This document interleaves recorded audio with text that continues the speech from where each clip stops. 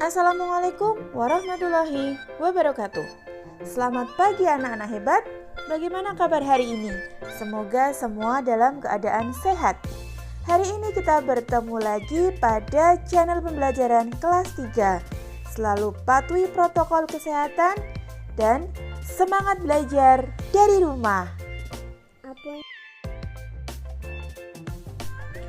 Pada kesempatan kali ini kita akan belajar tema 2, menyayangi tumbuhan dan hewan, subtema 1, manfaat tumbuhan bagi manusia, pembelajaran yang keempat. Sebelum belajar, silakan anak-anak berdoa terlebih dahulu serta menyiapkan alat tulis yang diperlukan. Selamat belajar, semangat belajar dari rumah. Tujuan pembelajaran yang keempat ini yaitu 1. Siswa diharapkan dapat memerankan tokoh dalam dongeng. Tujuan pembelajaran yang kedua, siswa diharapkan dapat memeragakan cara meminta maaf dengan baik dan benar.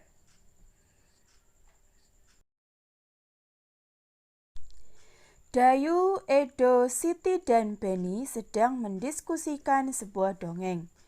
Dongengnya menceritakan tentang bunga melati. Bunga melati ukurannya kecil dan berwarna putih. Baunya harum dan menyenangkan. Bunga melati digunakan dalam tradisi suku-suku di Indonesia. Berbagai suku menggunakan bunga melati dalam pernikahan dan tarian. Mari kita dengarkan dongeng bunga melati yang baik hati. Di taman bunga kerajaan, tumbuh berbagai macam tanaman bunga yang bunganya sangat indah. Para putri senang sekali memandang dan menciumi bunga melati. Hal ini menimbulkan kecemburuan dari bunga-bunga yang lain. Wah, indah sekali bunga-bunga di taman istana ini. Hei, lihat bunga melati itu. Warnanya putih bersih dan harumnya semerbak memenuhi taman ini. Aroma melati memang harum. Aku sangat menyukainya. Aku tak habis pikir, mengapa para putri suka sekali dengan dirimu? Iya, padahal dirimu berbunga kecil, berdaun besar, dan berbatang keras. Walaupun engkau harum, namun mudah layu jika dijadikan pajangan di vas bunga. Karena pasti akan terlihat jelek sekali jika sudah layu dipajang di sana. Bunga melati hanya diam dan tetap tersenyum. Senyumnya yang manis membuat keharuman dirinya semakin merebak.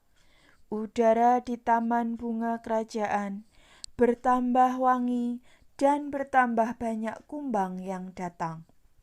Kedatangan para kumbang yang bertambah banyak membuat semua bunga di taman bunga kerajaan menjadi senang. Mereka pun sibuk menyapa para kumbang dan mempersilakan menghisap sari madu yang ada pada setiap bunganya. Para bunga tentu tidak akan bisa berbunga lagi jika tidak ada kumbang yang datang dan menghisap sari madu mereka. Bunga sedap malam dan bunga yang lainnya kini telah mengerti kenapa bunga melati sangat wangi sekali. Bunga-bunga yang lain meminta maaf kepada bunga melati atas perasaan cemburu mereka. Kini mereka mengakui bahwa keberadaan bunga melati itu justru harus disyukuri.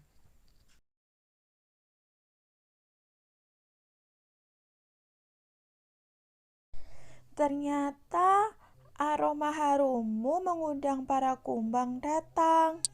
Tanpa dirimu, taman ini akan sepi dari kumbang-kumbang. Maafkan aku, Melati. Aku juga mau minta maaf, Melati. Selama ini aku iri padamu. Ternyata keberadaanmu sangat bermanfaat untuk kami.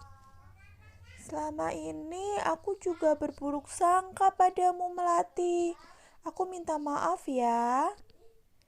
Aku sudah memaafkan kalian, teman-teman. Sekarang kita bisa berteman tanpa ada prasangka buruk. Sekarang kita bahas tokoh-tokoh yang ada pada dongeng Bunga Melati yang Baik Hati beserta karakternya. Yang pertama ada tokoh Putri yang mempunyai karakter suka pada bunga. Kemudian ada tokoh Bunga Sedap Malam yang mempunyai karakter iri hati dan berani meminta maaf. Yang ketiga ada tokoh Bunga Anggrek, karakternya iri hati dan berani meminta maaf. Yang keempat ada tokoh Bunga Melati yang mempunyai karakter baik hati, sabar, dan pemaaf. Kemudian ada satu lagi tokoh Bunga Mawar Biru yang mempunyai karakter iri hati, berani meminta maaf.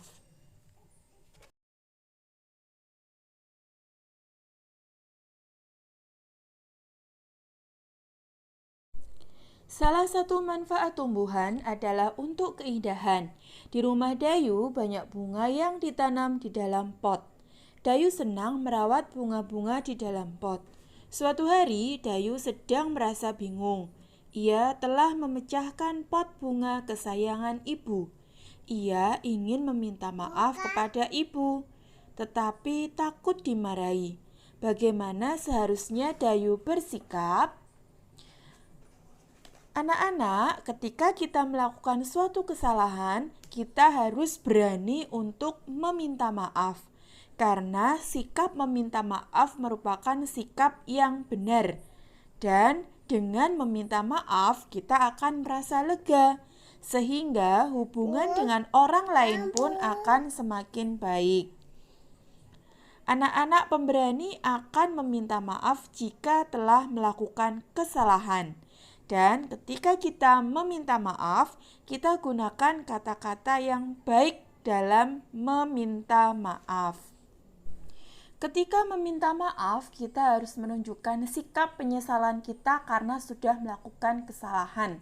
Dan kita juga harus berjanji agar kita lebih berhati-hati dan untuk tidak mengulangi perbuatan yang sama lagi. Berdasarkan pengalaman yang dialami Dayu, kita dapat memberikan saran kepada Dayu. Misalnya, saran yang dapat kita berikan kalimat permintaan maaf Dayu kepada ibu sebagai berikut. Ibu, aku minta maaf karena sudah memecahkan vas bunga milik ibu. Aku berjanji tidak akan mengulangi kesalahan lagi. Itu contoh kalimat permintaan maaf yang dapat kita berikan atau yang dapat kita sarankan kepada Dayu. Demikian tadi materi pembelajaran kita pada pagi hari ini. Semoga bermanfaat bagi kita semua. Wassalamualaikum warahmatullahi wabarakatuh.